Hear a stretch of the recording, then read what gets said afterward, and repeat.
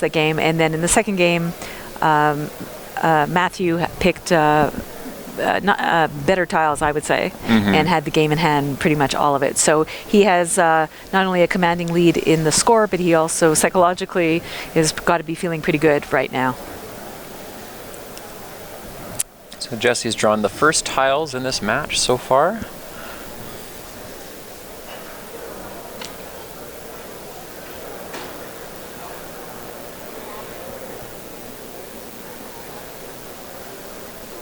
All right, here we go. Now Jesse's going to get to go first again, as he started the first game, and we go back and forth. I'm going to assume that since the top seed has always started first these matches, that they're basing it, nobody has to pull a tile out of the bag to see who gets to go first. So we'll just get the names fixed there shortly. We've got Jesse Day shown on the left and Matthew Tunnicliffe shown on the right.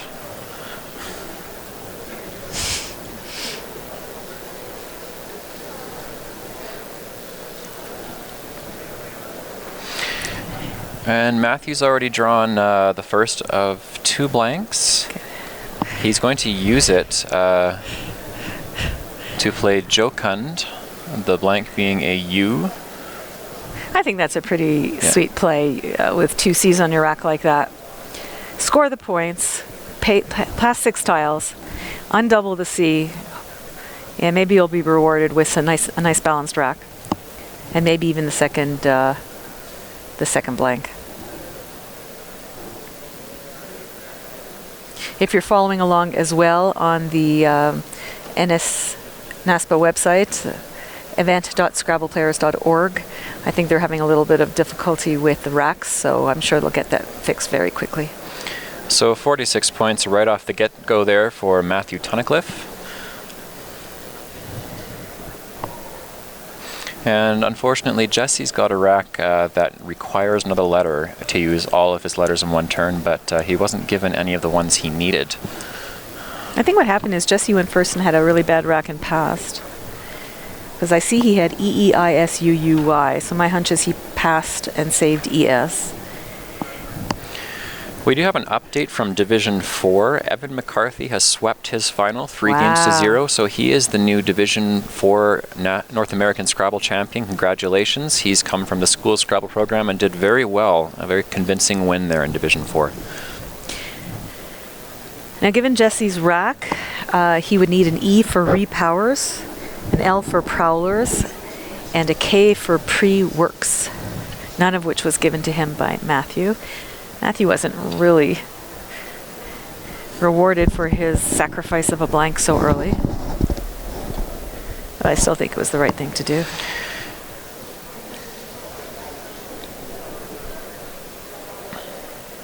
And so does the computer.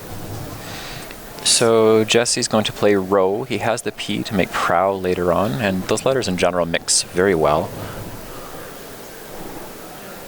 There are other letters that do go in front of row, so we'll see what happens.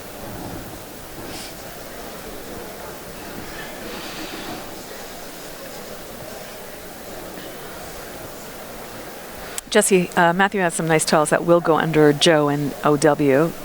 We'll see if he takes advantage of that.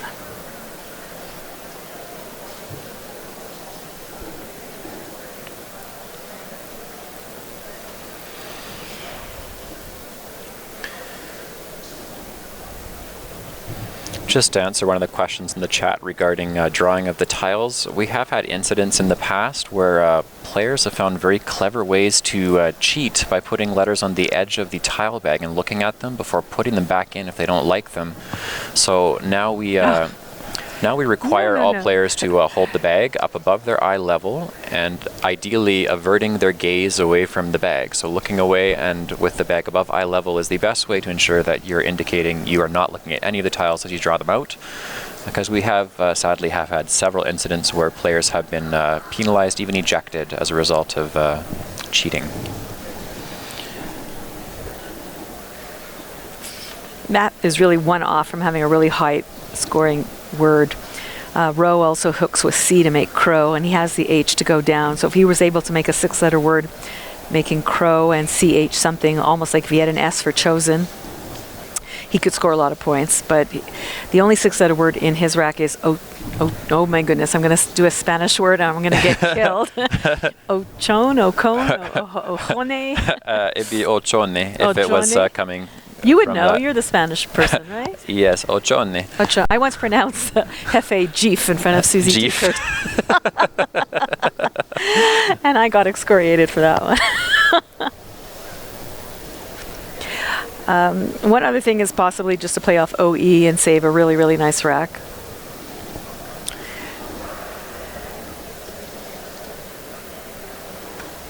It's kind of hard to not hook onto underneath row, especially since it's pretty obviously a setup play on Jesse's part. He's looking at C under row, so to make re and J-O-E. Re-echo off the R. Or, as we used to pronounce it, Richo. Richo.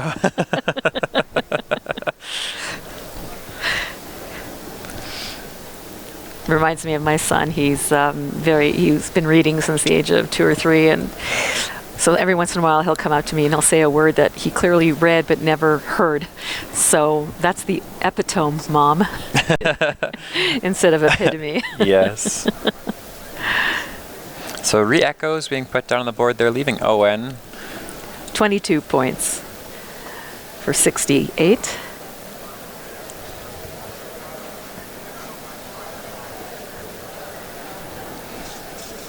And Jesse didn't help his cause, picking up some pretty heavy tiles, I think.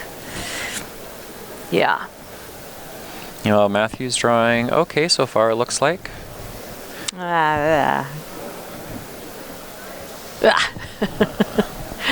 Did not need that U.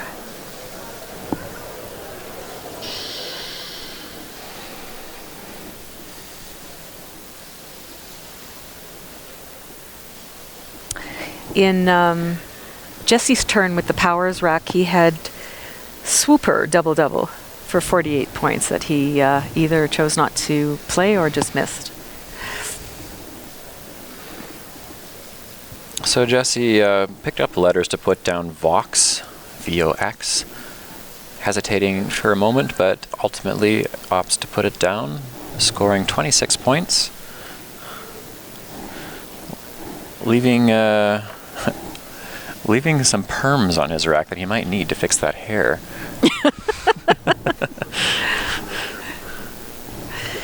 He's come to the right place. Well, and his rack is looking rather simple now. It's simpler than mine, unless you're a limper, and who rimples. Yes, he's got in the prelims. Oh my! he's certainly got a few options here to jump out to the lead. And we didn't miss any. Yes.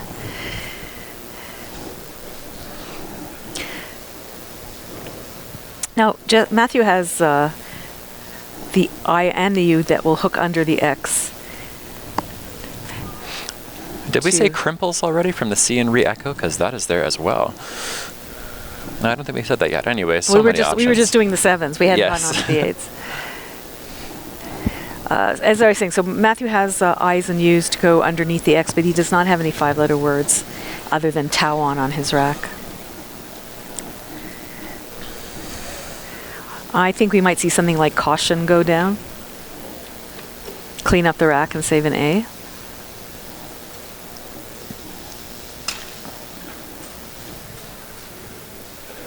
When you have a rack which has a suffix in it, like T-I-O-N, and then you have the A-U-A, the temptation is to try to clean up the rack around that suffix. Mm-hmm. But so often you get burned doing something like that. And you just pick up another 2 I's and an O, and you've just wasted a turn making 6-9 points instead of maybe 15-20 that you could have had. There we go. Here comes caution. So caution's a good play here. 20 points, cleans up the rack. On we move. So no 20 more points crimples. For 88. So limpers and owl is still there, plus limpers, simpler on top of caution. So there's an abundance of good choices here for Jesse in his next turn. As you know, jocund is an adjective, does not take an S. I'm going to say Jesse knows for sure. Jocundity for sure. Jocundness. Let's take a look.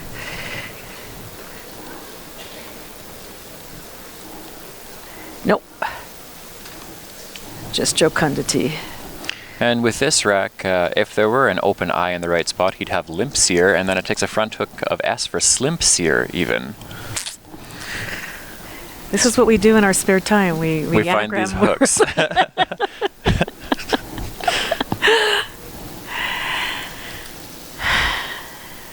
So I don't know that he has much choice. Oh, simpler and re-echoes. Rieko doesn't take the S at the end. It's only the ES, yeah. It was one or the other. Okay. 1,000%? 1,000%. All right. So, but that's something that's probably going through his mind. You know? Yes, absolutely. And do I take a chance? He's lined up some of the letters for siempre, speaking of Spanish. So let's get into the psychology of this. Matthew is up 2 games to nothing. To play a word like re-echoes, not knowing 1,000% that it's right, doesn't seem to make sense to me. What makes sense to me is to put pressure on Jesse constantly. Play the words that are acceptable, that you know are acceptable, and have Jesse, start to kind of fall apart. Oh, but it's Jesse's turn. Yes, so simpler he's going to go for here. It's good play. Sure, it's terrific play. It opens the board even more, scores the points, doubles. It's all good. 79 points. So 126.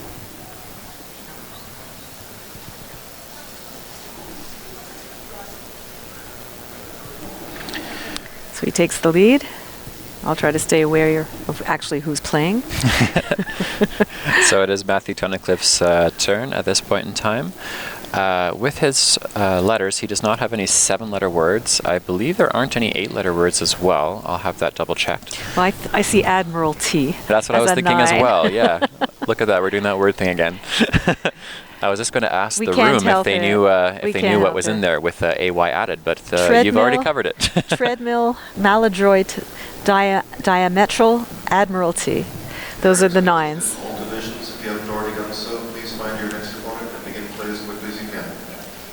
That's our fearless co-president, if you heard somebody talking in the background, John Chu, without whom all of this computer magnificence would not exist.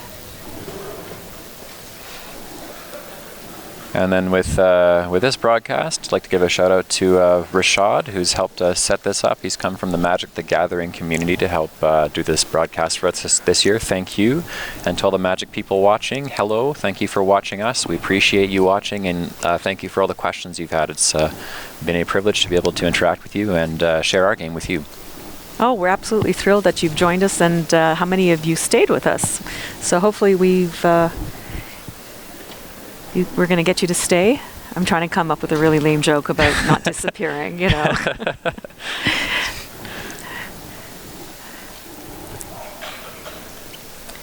All right. Well, this is one of those racks where you really don't have you don't have a bingo.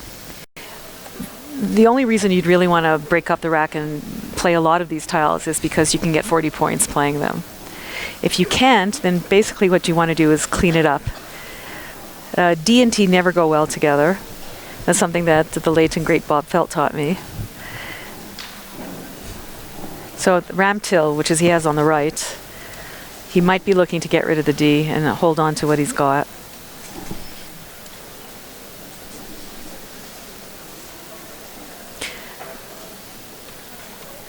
I'm looking through the next to the E and re-echo hitting Jot, so Met.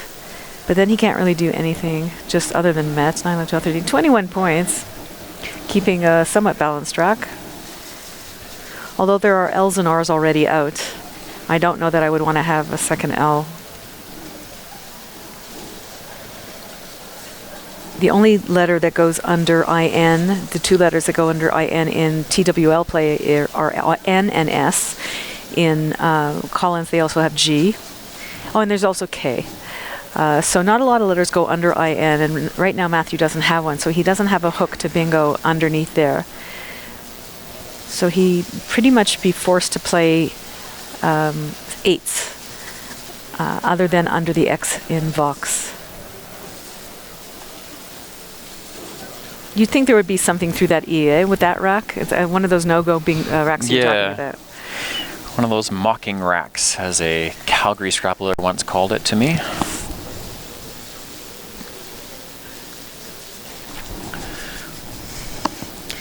It's really, really difficult to know what to do, whether to break up the rack or not. He doesn't have anything to the triple underneath the eye.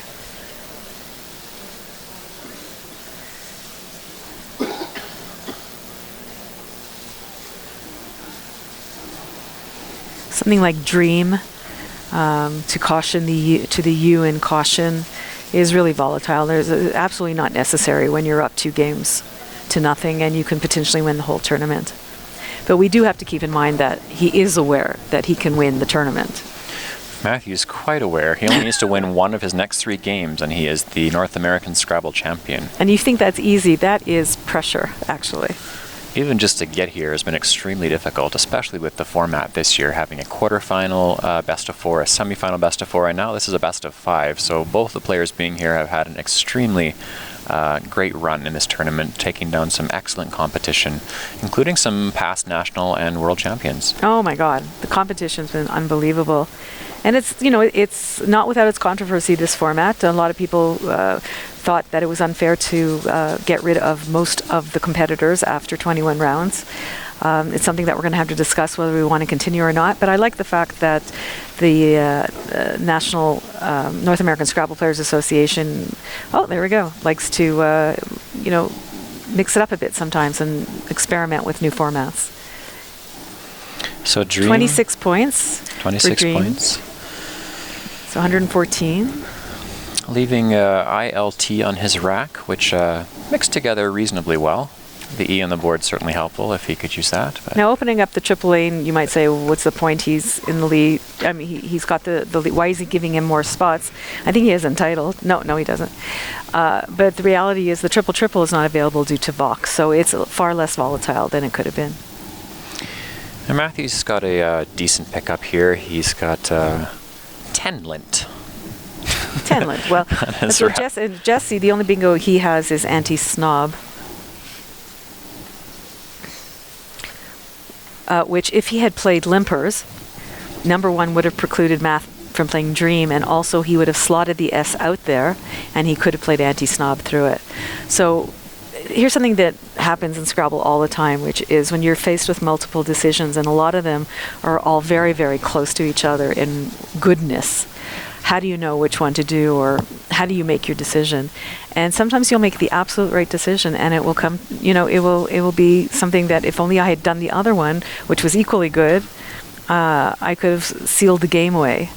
And it's something that you wake up at night, and you sit in your bed at night with your eyes open going, why didn't I play limpers? Then I could have had anti-snob. I still think simpler was the right play, but hindsight is 20/20, right?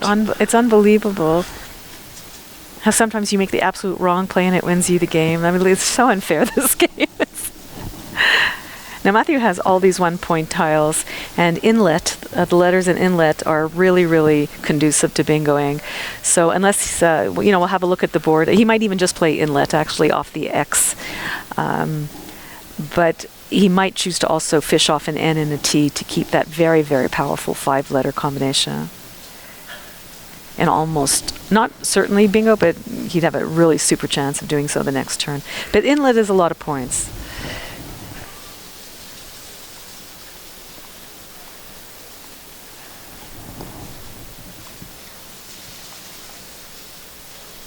It's 28 points. I don't think I could give up 28 points just to balance my rack.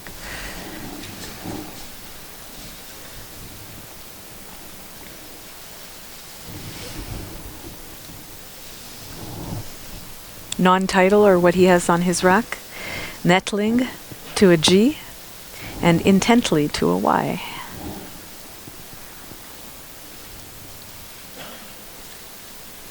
Finding as I'm talking more and more, I'm sounding a bit like Dr. What's his name from the scripts? I'm not sure. Somebody out there in comments, give us his name. As my son had suggested, that we We speak like him. Can we have a part of speech? He chose a simpler life after living out in the desert for 42 years. So intent initially went down, but it looks like Matthew's changed his mind. He's playing inlet instead. Get rid of that L for sure, since there's an L already on the board, and keep the very synergistic NT. I think that's a good choice. However, intent is harder to bingo off of. So that's something to be considered as well. And the reason why it's harder is that it forces you to pretty much start with a vowel, because there's NT next to each other, whereas inlet lets you put a consonant on top of the E and a vowel on top of the A, and it's a lot easier to bingo off of. However, it will take you one away from the double word score, so that can be pretty volatile. And Matthew Tunnicliffe has 2 nice 8-letter words on the next turn. He has tantalus and saturant, actually, through the R. He'll see, yeah. Yeah. Saturant, for me, is a little harder to see. I don't know. I saw tantalus right away. But saturant, obviously, right next to the triple, there's absolutely no reason to play it other than I didn't see tantalus, but I did see saturant. Does he have any others that are not playable? Let's just have a look. Those are the only 2 that I see. Yeah, I think that's it. We see another 4-letter ending of a compound word on his rack, N-A-U-T, like oceanaut, astronaut, cosmonaut. Well, now he's going to have to play, let's see. Saturant would be the one he's going to have to find bonus play saturant. left. Yeah, he's going to have to find that.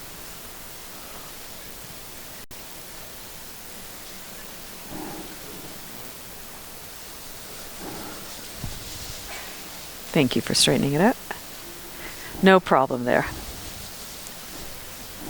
So saturant is coming down quickly. Nice play. 70 points for 212.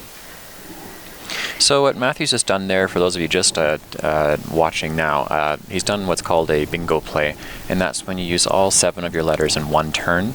The reason why that's a good thing to do in Scrabble is because you get 50 bonus points plus whatever you score by playing all those letters. So the bingo is more or less something that we love to do at least several times a game, especially at the top level,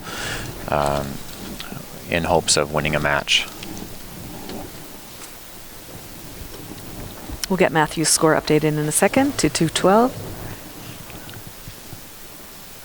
And then we'll try to get Jesse's rack for you if he moves his hair.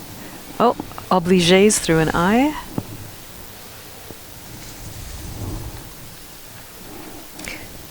And that's it. Matthew has drawn a little bit of a tough post-bingo rack, we call this. There's no evident place to play his Q immediately, which could be troublesome, especially because he doesn't have an I or even a U on his rack to play those off. Jesse's playing Globe for quite a few points and leaving ES left over in his rack.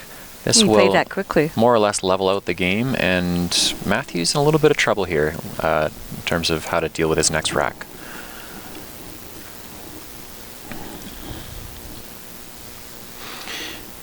Jesse really needs to draw the blank or something similar right now to get momentum swinging back in his direction. I think Matthew needs to trade. I don't know if there's anything really here that's worth playing. So Jesse's up to 216 now. Especially with a fairly even score here, not really anywhere friendly other than an S on Payon as a hook for bingos, or maybe the G for Ing bingos. I think it's a good time for Matthew to consider exchanging.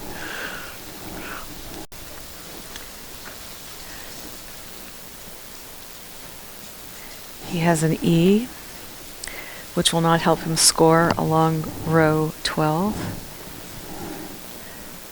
to the AY, potentially seeking a Y after the A in saturant. I don't know, I don't think, I'm thinking maybe play through this. Let's see what we can find. He can play Derry, D-E-R-R-Y, off inlet. I'm not too keen on passing right now. Simply just keep the momentum going, get the playoff tiles get this tournament over. There's only 2 U's out. There's a bunch of I's. Big problem is that this is not a good board.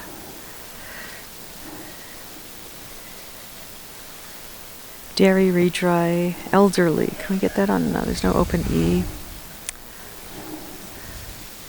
I'm in favor of playing. Let's see what he has to say about that.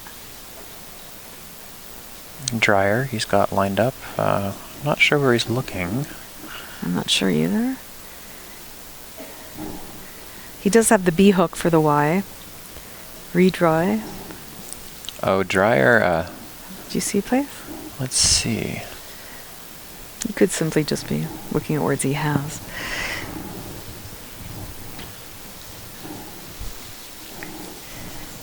Dryer and Arrow is a nice play. That's what he's got lined up there. Where's that? Just on the second lane down to Oh, B. and Arrow. Very, It's a nice very fit. nice. Very So he's nice. playing through to unload some and keeping QL. 23 points, which will give him 235. And Hoyes, there we go. This is not exactly the game that Jesse was hoping for, where tiles just seemingly fly into your hands, all the good stuff. Well, he's going to But play he's- Hode for lots of points. He's also playing a lot faster this game, do you notice? Yes, he's trying to. Oh, and Matthew's drawn the other blank along with an I. That's. And he can play QI off Dryer. Yeah, that's looking awfully good for Matthew at this point.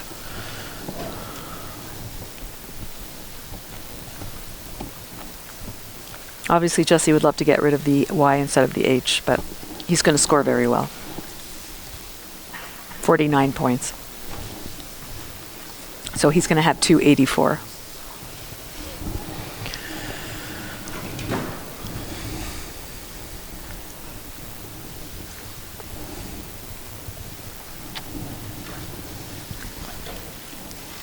Matthew's actually looking at keeping the Q here and just playing Voltai. Yeah, Voltai in the top corner. Not at all concerned about unloading the Q at this point. Props for that. Really? Oh. Went to play QI in the same spot? To the id? Saving VOL blank? He's feeling pretty good here. Wow. Seeing some cojones here. Did I get that Spanish? Yes, you got that. I got Cojones, that is one. perfect. He is showing Cajon. serious cojones. Okay. I didn't like that. Not in a million years would I have done that. But I've never won a championship, so, you know, we're color commentary. With the occasional expert thrown in. We're just a notch down, sadly, from these boys up on table 1.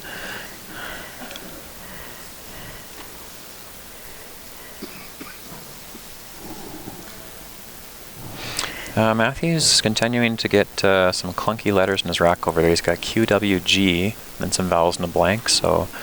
Oh my god, the computer said QI is better. Oh, look at that. But it's also one iteration.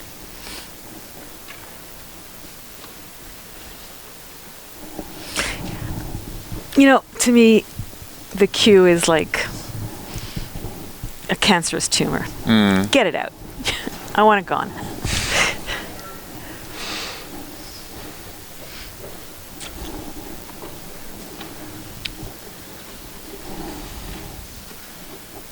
Now we have a nice close-up of Jesse's arm.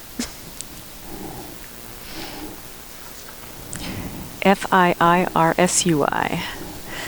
Jesse is really not needing these tiles. Let's see what he can do now. Matthew gifted him with opening the board on the left. That was the other reason for not doing that.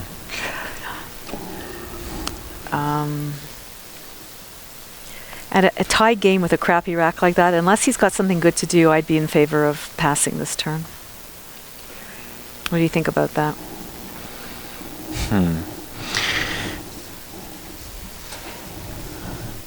I think he's looking to see if there's anything really that's worth scoring with on this turn. Yeah. Number of eyes that have been played he'll consider as well, given he has 2. He could play if under caution for 20 points, just to keep scoring, which is so important. So Jesse wouldn't know, but Matthew has the last 2 eyes in his rack, and the 2 on Jesse's would make it 7 from Jesse's point of view that are played. I haven't given you an update on CSW. I'm just gonna power through it, and you just cut me off if something happens there. Okay. Opening rack, I can see that Dave Wigan picked up Denimed right away, and let's see if he played it. My understanding is he missed it, actually, is what I was really? told. Yeah. Oh, wow. He played Minded.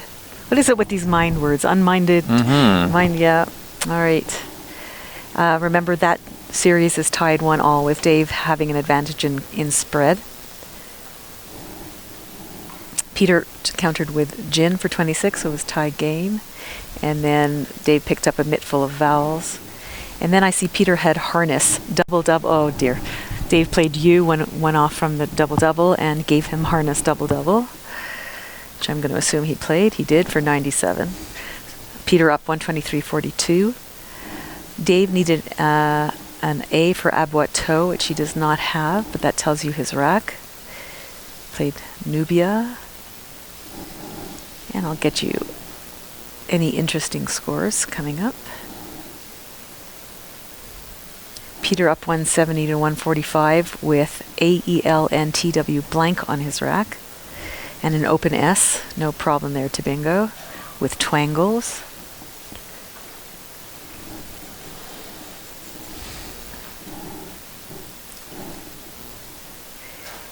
And then I see that Dave is going to bingo with something like slingers or ringless, that's fine. And now at this point, Peter's up 277, 255 with the blank and an X on his rack.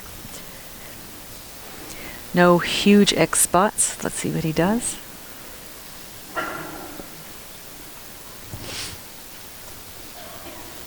I assume he's going to play Ox. Yes, he does for 36.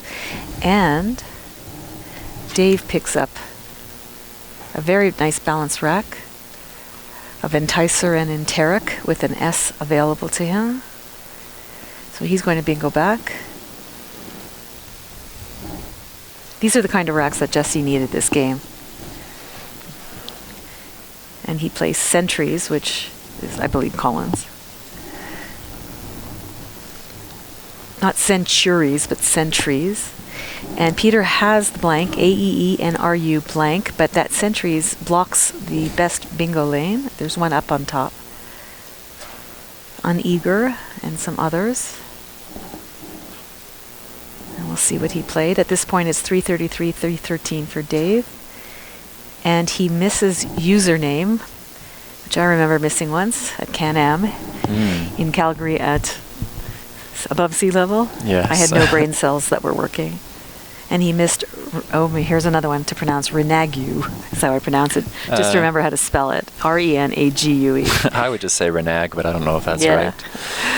And then just to answer a question in the feed, no, there are no cameras on the other board. There's just the annotated annotators in the computers over there, so we're just looking to provide updates based on what we're being fed as with information. It's Jesse provides us with these nice little breaks so we can give you updates. Now where are we? Dave plays Biog to go up 359 to 344, and Peter still has some vowels, A-E-I and O-U blank. So he has all of the vowels plus a U, an N, and a blank. And there are no sevens in that rack, and there's no 8 with a B that triple that Dave just opened up for him. So I'm sure he's going to get rid of a couple of vowels like OU on this turn, at the very least. And we're still waiting for the next play. So that's where we are. We're up to date. Dave Wigan is up 359 to 344. Pete Armstrong has a rack of A-E-I-O-U, N blank, and no available 8s. Let me see if he has one through the M. And Exonumia will not fit, nor will Eudaemon. So he's got some vowel dumping to do, and we'll keep you up to date. Dave's up by 359 to 344. Meanwhile, also a close game here. Jesse's still trying to figure out what to do with his fairly difficult rack here. He's got 2 eyes, which is not ideal, and he's also got YU, which He's going to play if, like we talked about. So if in the end he's taken over Fury, I think he's really concerned about pulling that Q. We'll see if we can get some time available in the game. Rashid? Okay, we'll work on that for you guys. Now, if we were playing Collins, he could play ISO and QI and get rid of that, but not playing QI before might hurt him. Is that an updated score? I don't think it is, right? We didn't. I think it was. Was it? I thought we were tied going in. Okay. Oh wait, before if it was tied, so I think Jesse is just ahead. So Jesse's up 285 to 265. He's had lots of time to think, Matthew, about what to do. It's not like Jesse took a spot that he was looking at. So he also might consider passing.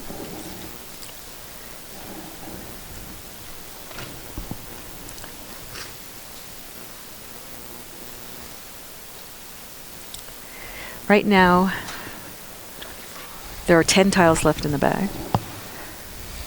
There are 2 U's left. There's the Z and the blank is on his rack. There are a lot of vowels. There's an I at least. There is 2 A's and possibly 4 E's in the bag. 1 F and G. The K is unseen as so far. So Jesse picked up the second S, so he's in control of that. He's got the remaining S's, am I correct about that? Yeah. And Matthew has the remaining blank. Looks like he's passing. Matthew's trading all but the blank. He doesn't know. I might have saved an I, but there are lots of E's and A's still to be unseen and U's. I think Jesse at this point can probably assume with that exchange that the Q would have been chucked back in the bag. Yeah. So he's going to be considering that when deciding what his best move is here. Not a lot of places to play the Q right now. Quite to the TE in, if we could turn the board around, please. Yep. Quite to the TE in Saturant and Hode. Jesse has 6.5 minutes on his clock, while Matthew has 5.5 minutes on his clock, both using lots of time again. And Matthew, quite correctly, dumping all the vowels, picked up 4 of them. And of course he picked a U because he passed a Q. It's the rule.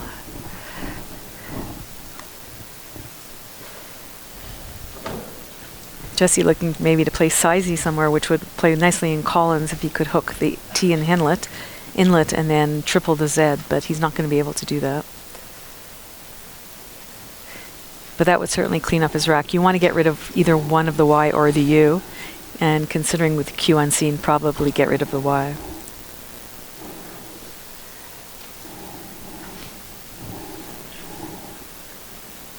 Siley. So he is he's concerned about Matthew with bingo play. So he's scoring decently with his letters, still keeps an S, and he's blocking off the most obvious spot to make a word ending in S. 22 points for that, to give him a score of 307. So it looks like he's going to attempt to win in a tight board here. 265. Matt's score is 265, and Jesse just scored, what did I say, 20 points? 22 to give him 307. Yep.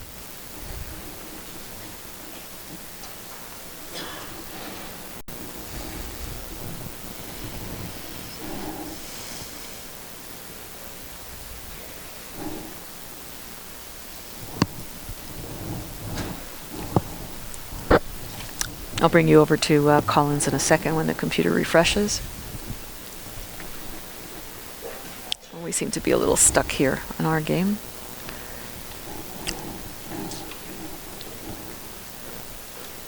In that big rack with all those vowels, Peter chose to play Nubia. for the second time in this game, so there's 2 Nubias on the board. And Dave right now has CEEIQUV, and he is down by 9 points. He has the luxury, both have the luxury of not having to win this game. Oh my goodness, Jesse is just, they're making him work for his supper, I'll tell you that. The nice thing, though, with Jesse setting up the board for a potential lockdown close board, slugfest is the wrong word, but you get what I'm saying. Lots of points without having bingo plays at the end. Jesse's got some more letters that are more conducive to that. Matthew does have the blank, but if there aren't really any places to bingo, he's going to need to use that with some of his high counters to score well.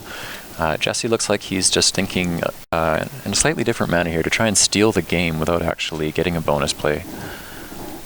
In the previous play, when Matthew passed with that rack of AGIIQW blank, the computer had suggested he play Wigan, WIGAN, to the N in peons, thus setting up a QI spot for himself. He wouldn't be able to triple it in both directions because IG isn't a word, but that was an interesting thought. So the chat has suggested a fantastic play. Matthew actually has a playable 9.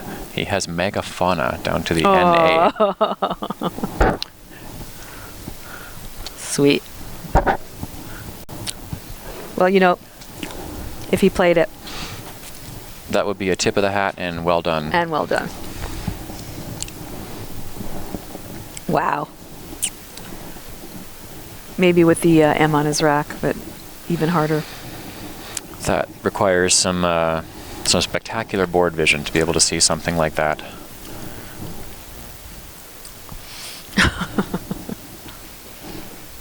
He's definitely looking to balance his rack, get rid of the A, the double A, get rid of the U, and it seems like he might be preferring the F over the G. I'm not quite sure where he's going with that.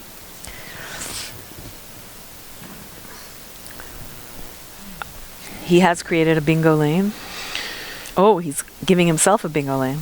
So he's opening up the board, keeping a decent leave here. He's aware that he might pick up the Q again. And he picks up another G. Garrigue, he has. Garrigue is the play that would go down there for sure. Jesse's going to have to think about how to lock things down over there. Garrigue is the only 7 in that rack. And he's got leaguing off the L in Voltaire. Ah. So Zek is going down to block at least the easy plays, forcing a bingo ending in S if he were to play there. But Matthew just needs to see leaguing.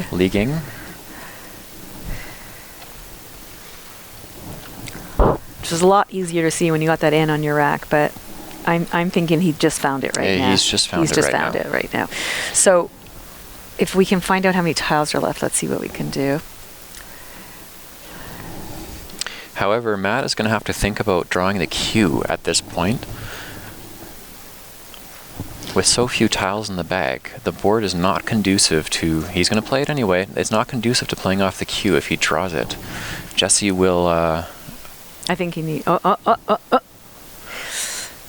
They're both very low on time, well, just mind a second. I don't think there's... Is there anything left in the bag? There's definitely a Q that is yet to be drawn. All right, so this is showing 12 tiles remaining, which would imply there's not. So let's see. So if he plays leaguing and gets the Q and that I spot is blocked, Jesse can steal this by nickeling and diming him at the end. Matthews just realized that as he's tried to put those letters down. If there were 2 eyes available, then he would know that he would be able to play in one of the 2. I think he's going to play it. He's going to play it, but... and I think it's the right play. He's down. He's got to try it. He's just got to hope that he's not going to get the Q. QI would be... 68, 2, 3, 4, 5, yeah, that'd be quite a few points. 68 and... He has QI in his rack, and Jesse... You're kidding. That's what was in the bag. 340 to 350. Now, is there anywhere besides that spot? Oh my God. If he... that definitely has to be blocked. Yeah.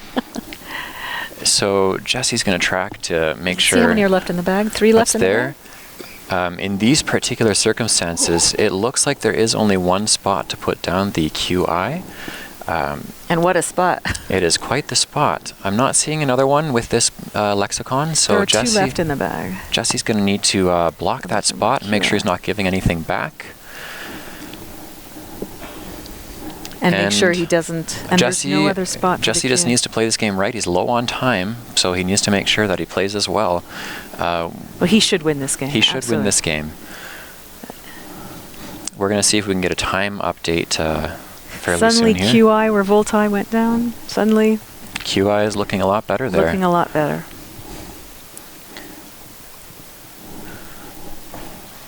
And Jesse is getting a bit of luck given back to him in that, considering that Matthew picked QI out of the bag, that there is really only one spot on the entire board for it. Because it's not hard to hook an eye. Jesse has got EEWRUS and one other tile and an A. Yes. And if we can get up-to-date times, that would be magnificent. He can't even afford to play something like Wage and give him 31 points, can he? No, he can't. He has to block that. He wants to save Age, probably. Wage and Wagers even. So he would have UE. He's just really making sure he's not going to leave an out. He's checking the whole board several times, he knows. His heart must be pounding. I know mine is. If anyone else sees a spot for Q, let us know, but we don't think there is. So Jesse's made some fantastic choices here despite adverse circumstances.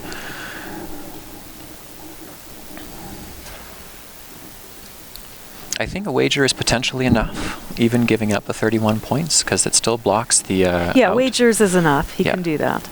Wagers he can't play, because that would leave QIS. He would have to play Wager. Absolutely right.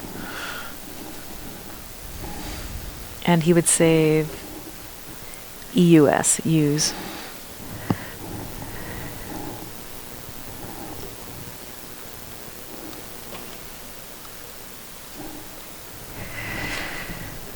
Which would be easy to go out with. Jesse's stopping the clock. I'm not sure what's going on. We're about to get a time. Let's see.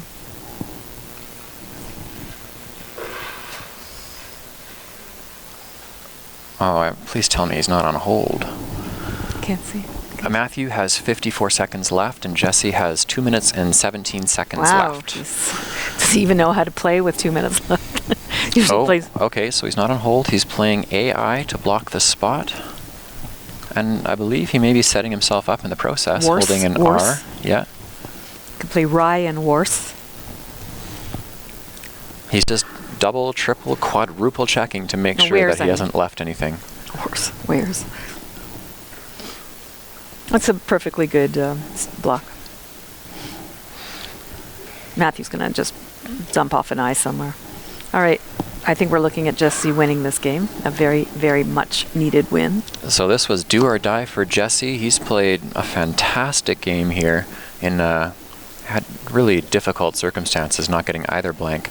Siley was just beautiful, correctly deducing he needed to take out a spot there.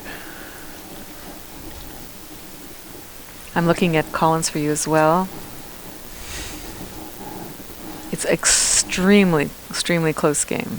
Peter holding the last blank, but they're being... The players are checking the score. That's, I think, what the time was stopped for, is what Rashad was just telling me. And that's Rashad from the Magic community. For those of you watching, he is here and is responsible, really, for getting this all set up for us. So thank you.